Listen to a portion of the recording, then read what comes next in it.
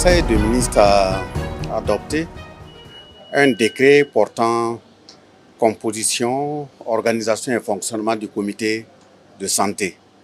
Il faut rappeler que le comité de santé a eu existence sur la base de la loi numéro 22 de 2006 du 16 novembre 2006.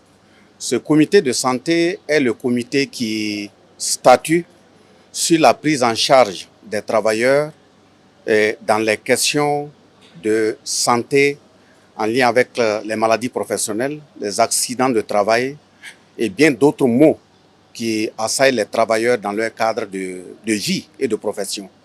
Et il faut dire que les maladies professionnelles ont été cartographiées dans un tableau qui permet à toutes les institutions, que ce soit au niveau national ou international, de rendre cette situation indiscutable. Dès lors qu'on cite telle maladie en lien avec tel niveau de travail, on sait très bien que c'est suite à la mise en œuvre de l'ensemble des activités connexes en lien avec la profession du travailleur que l'intéressé a contracté telle et telle maladie, et il y a des dispositions bien claires pour la prise en charge. En ce qui concerne également les accidents de travail, cette loi donnait des dispositions assez claires de prise en charge des travailleurs en cas de situation. Mais dans sa mise en œuvre, nous nous sommes retrouvés confrontés à un certain nombre de difficultés. La première difficulté, c'est le nombre de personnes qui statuent au nom de ce comité de travail. Dans la loi 28 du 16 novembre 2006, c'était 14 personnes. Mais ces 14 personnes, pour les réunir, des moments, quand il y a une situation très difficile, c'est difficile d'atteindre le quorum. En ce moment, le travailleur continue avec le mal qui le ronge, et même d'ici on va trouver une solution, ce n'est pas évident qu'on puisse véritablement donner un grand apport à la personne. Le deuxième élément, c'est le fait que ce comité de santé se réunissait de façon périodique. On a voulu également enlever ce côté périodique et permettre au comité de statuer dès qu'il y a urgence. Voilà pourquoi la loi 003 du 1er avril 2021, à son article 78, a permis de retoucher et prendre des dispositions qui puissent aller au plus vite et régler les questions de santé des travailleurs. Et cette loi également a permis à cet article donc 78 de prendre le décret d'aujourd'hui permettant de statuer sur les maladies qui ne sont même pas cartographiées au niveau du tableau qui porte sur les maladies professionnelles. Parce qu'effectivement, un travailleur, suite à sa profession, à ses exercices professionnels, peut tomber malade, mais cette maladie peut être analysée dans la mesure où elle n'est pas cartographiée dans le tableau des maladies professionnelles. Il faudrait que des spécialistes se retrouvent pour voir est-ce que ce n'est pas lié à sa profession qu'il a contracté telle et telle maladie. Donc, on a statué et puis arrêté la composition qui va passer désormais de 14 personnes à 7 personnes. C'est le médecin de la Carrefour, c'est le médecin soignant de l'intéressé lui-même, c'est un représentant du ministère de la fonction publique, un représentant de la direction des ressources humaines de l'institution à laquelle appartient l'intéressé, c'est un représentant du ministère de la Défense, c'est un représentant de la présidence du FASO, qui vont statuer pour analyser, véritablement voir, même si la maladie n'est pas cartographiée dans le tableau des maladies, est-ce que ce n'est pas une maladie professionnelle? Et l'autre élément qu'il faut prendre en compte, c'est le temps pour statuer. En principe, le ministre, dès lors qu'il est touché, il a une semaine, ça veut dire 7 jours, pour toucher la Carrefour et mettre le processus en branle et convoquer ce comité de santé. Le comité de santé, avant, il avait au minimum 30 jours pour statuer et donner le rapport définitif pour voir s'il faut effectivement prendre l'intéressé en charge ou s'il faut l'évacuer. On a estimé qu'il y a des urgences également. Continuer de compter sur les 30 jours, c'est trop. Ça a été ramené à 10 jours.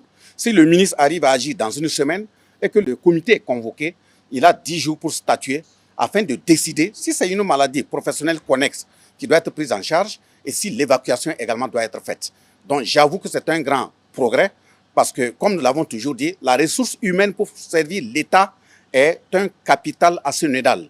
Donc, tout ce qui officie dans ces administrations, dans ces institutions, l'État doit créer les conditions nécessaires pour que si une ressource humaine venait à contracter une maladie, qu'elle soit reconnue dans le tableau, ou une maladie jugée comme telle et dont le comité de santé a pu statuer, il faut porter des soins adéquats rapidement à cette personne. Et la dernière charge que ça enlève, c'est le fait que pendant que le comité de santé est en train de statuer, dès lors que ce n'est pas une maladie pour le moment reconnue, il appartient à l'agent lui-même de se prendre en charge. Nous savons très bien que les situations sont très difficiles et donc de ce point de vue, on ne peut pas continuer de permettre à des gens qui sont dans des situations, personnellement, ils n'ont pas les moyens nécessaires de faire face. En tout cas, ce décret vient pallier à cette situation en termes de réduction de délai.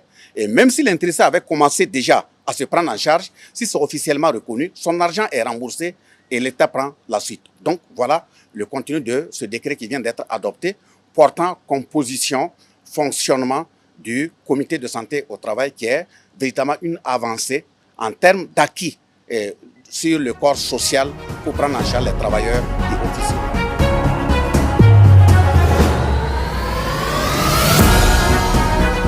Le Conseil a adopté un avant-projet de loi portant révision de la Constitution et a marqué son accord pour sa transmission à l'Assemblée législative de transition. C'est le même projet de loi qui avait été inscrit à l'ordre du jour de l'Assemblée législative de transition et qui devrait être examiné, adopté le 2 septembre 2024. Donc il a été nécessaire de faire un réaménagement technique et ce réaménagement technique étant de fond, il était nécessaire de repasser par le Conseil des ministres.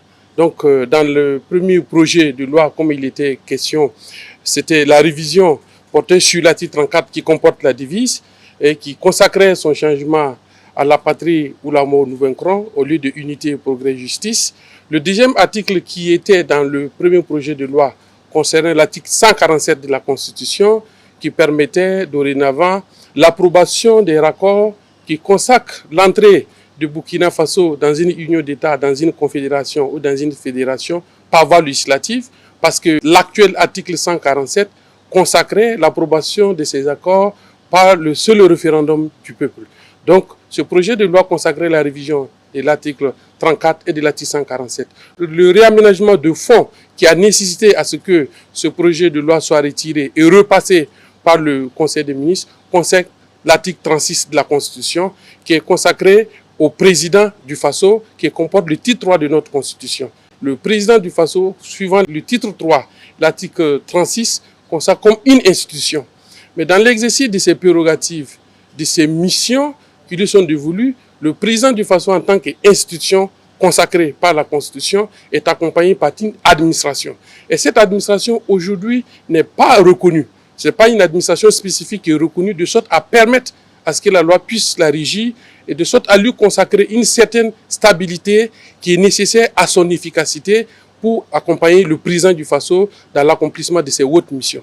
Donc c'est ce réagement technique et de fond qui a nécessité que l'article 36 soit également relu et qui a prévalu au retrait du projet de loi pour être soumis de nouveau au Conseil des ministres qui a marqué son accord pour la modification de l'article 36 qui institue désormais auprès du président du Faso institution, la première institution du Faso, je dis bien le président du Faso, qui est une institution consacrée au titre 3 de notre Constitution, qui institue auprès du président du Faso une administration spécifique qui est chargée de l'accompagner dans l'accomplissement de ses missions et prérogatives qui lui sont dévolues par la Constitution. Voilà un peu le contenu de ce projet de loi dont le Conseil a marqué son accord pour sa transmission au Conseil, à l'Assemblée législative de transition pour examen et adoption.